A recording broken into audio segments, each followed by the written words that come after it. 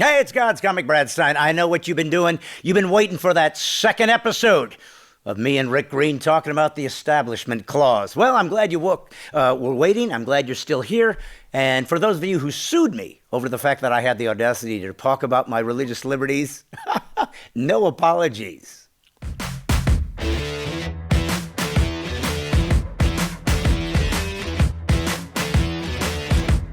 Hey guys, I'm back. I know you've been waiting with bated breath. I have been praying for all of you in sackcloth and ashes because there's so much you don't know about the First Amendment. Thank God he invented me. Well, me and my buddy Rick Green. Rick, how are you, brother? How is Dripping Springs? I didn't bring my sackcloth, nor do I have ash to put. My hair kind of looks like ash, though. It's turning gray. Yeah. What are you carrying today? I'm carrying today a P938, a SIG P938. That's a. Is that what you meant? I love that. I just love to do that because it freaks people.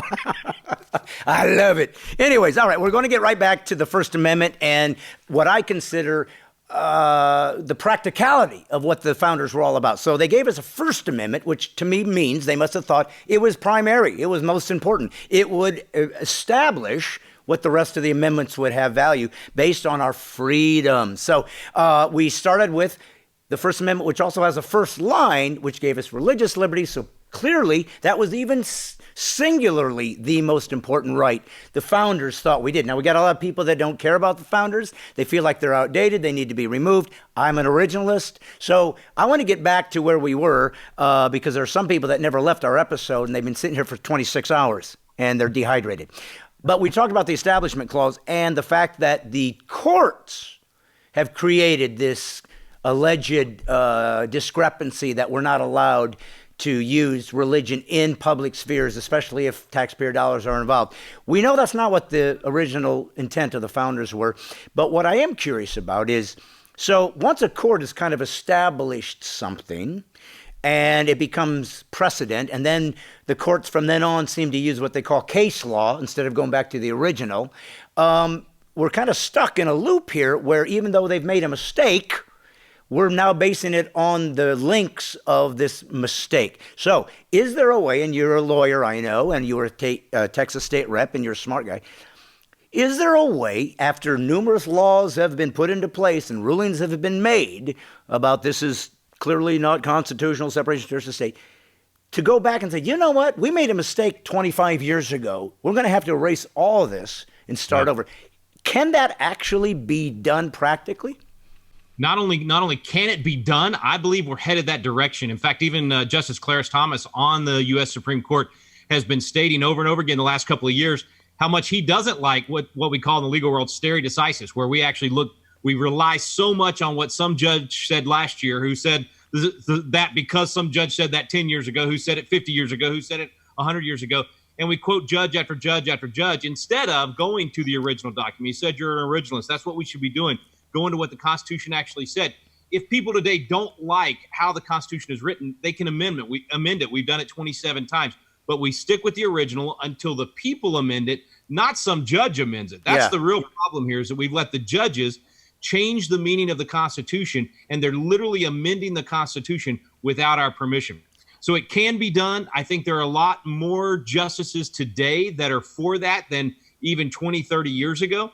And so it needs to happen. We need to stop relying on those previous judicial decisions as much as we actually go back and rely on the original intent of the Constitution and do exactly what you just said, Brad, which is to say, oh, wait, we got that wrong. We didn't look close enough at what the founders said. We have misapplied this idea of not establishing a religion.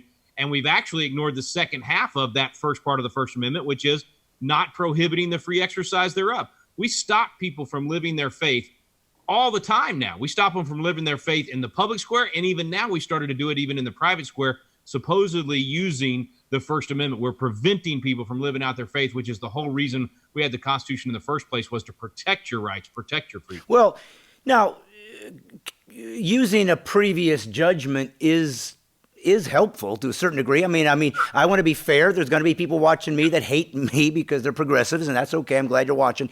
Who will say, wait a minute, you didn't have a problem going to a judge's ruling when he said that we were a Christian nation. You didn't have a problem referring to them when they said we need to be religious and we need to allow religion to be part of our fabric. So suddenly now that a guy said something else, now you have a problem with case law. So how do we sort of balance between having to kind of stay consistent with certain rulings so we're not all over the place, and when does it get off track and literally, like you said, circumvents the actual Constitution by one judge that decided just to make it up as he went? No, you're right. I mean, there's a balance where you let those previous decisions help guide you, help you to understand what the original meaning was. But this really goes back to the heart of, it is an opinion of the court. It was never intended to be the law of the land. We've got the wrong branch of government making law. When we spend all this time determining what freedom of religion is, what the law about our freedom of religion in the United States is right now, based on a judicial court opinion instead of based on what the Constitution and the statutes of the Congress say, because the Congress is supposed to make the law, not the courts. So the real problem we're dealing with here is the wrong branch making law. Now, within that problem is what you're addressing. How do we change that problem? How do we fix that problem? And yes, we can fix it with better judges. We can fix it with, and that's why it's important to vote. That's why it's important to pay attention to who's on the Supreme Court. It's why the most important thing to pay attention to in a presidential election is their judicial philosophy, because the longest impact they're going to have is who they appoint on the bench.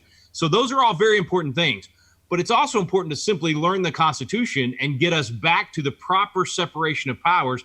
And the proper separation of powers, according to the founders and according to Alexander Hamilton in the Federalist Papers, is that the court would never make law, that we don't have to fear our liberty being lost from the court because it can't make law, it can't enforce law. It's the president and the Congress that do those two things. So it's a long-term game here. And I want to say one other thing, Brad. You said, how do we fix this? How do we correct this? One of the most important things we can do is, everybody listening right now, don't be coward in your faith. Don't hide your faith because of these judicial opinions out there.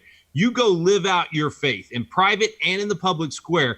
We've got the legal organizations all over the country, Christian legal organizations, that will step in to defend your exercise of your religion. So don't be prohibited from your free exercise of your faith. Make sure you're living out your First Amendment rights, and we'll bring in the legal teams to defend you. And so we do go, when we talk about being originalists, again, I don't want to be, accused of being partisan or whatnot, or just trying to do what they're doing, which is choose the idea I like and try to enforce that. But what do? We go to original documents to discover what the founders actually meant. Are there precedents that are clearly established? This is what they meant by this information, so that we're not just making it up or trying to enforce our point of view. No, it's a great point, and that's why they gave us the Federalist Papers. It's like the instruction manual for the Constitution. So the guys that actually gave us the Constitution wrote a bunch of letters to the editor to sell the American people on why the Constitution should be ratified. And they go through line by line, clause by clause. So it's a great instruction manual. Now, granted, it's hard to read. I will say that. It's tough slogging. And I remember when I was complaining about how hard they were to read one day, David Barton said, "Hey, Rick, that was written for the average upstate New York farmer. So, you should be understanding this." But obviously, we're not as smart as we were back then. We don't have as good an education system. That's why we have Constitution coaches like myself. That's why you and I go out and do comedy and Constitution.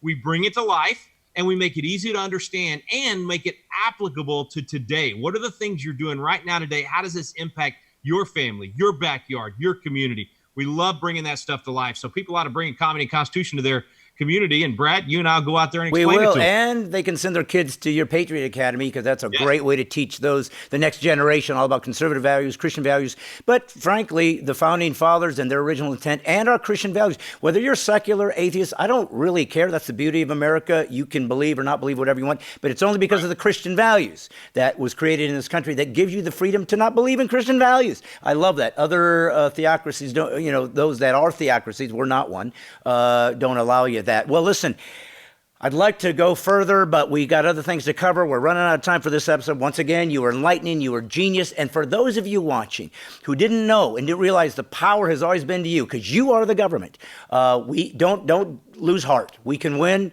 We can go back. We can fight. There can be a new revolution of reclaiming your freedoms and your First Amendment rights and your religious liberties. PC free. is liberty. That's why I'm starting that movement. And if you're an atheist or non-believer out there and you don't like what I'm saying, at least be thankful to God that we have a free country where we can disagree. I know you don't pray to God, but I thought it'd be a funny little dig. That's what liberty feels like. This is God's comic, Brad Stine. Brad Stine Has Issues with my buddy, the constitutional coach, Rick Green. We got more to talk about, but it's going to be in another episode. So if any of this has offended you, I don't care. Welcome to the new America. We're fighting back. Put a helmet on. Hey, all you original Constitution haters, like and subscribe to my channel while you still have the constitutional right to do so. Also, hit the notification bell. You don't have to. It's a free country, thanks to the Constitution. And watch one of these videos so you can hate me even more, because believe it or not, trolls, you're actually making me more popular. I love you. That's what free speech is all about.